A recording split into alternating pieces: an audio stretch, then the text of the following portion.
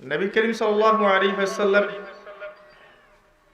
একটা হাদিসের মধ্যে বলেছেন যে আমি পুরুষদের জন্য নারীর চাইতে বড় কোনো ফিতনা রেখে যাইনি।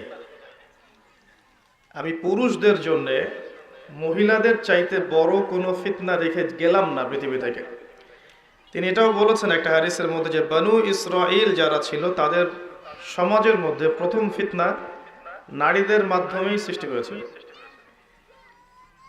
তো আমরা একটু নারীদের ইতিহাসটা দেখি এবং কোরআন থেকে আপনাকে কিছু দিক নির্দেশনা দেওয়ার চেষ্টা করছি ইনশাআল্লাহ।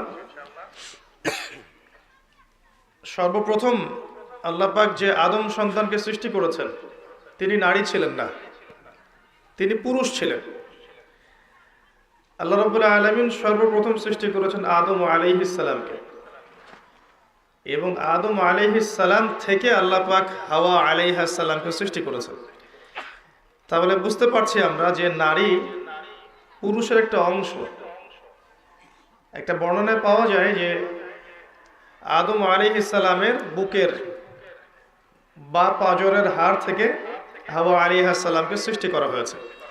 বর্ণনাটা কতটুকু সহিহ কতটুকু যঈফ এটা আমাদের আলোচ্য বিষয় নয়।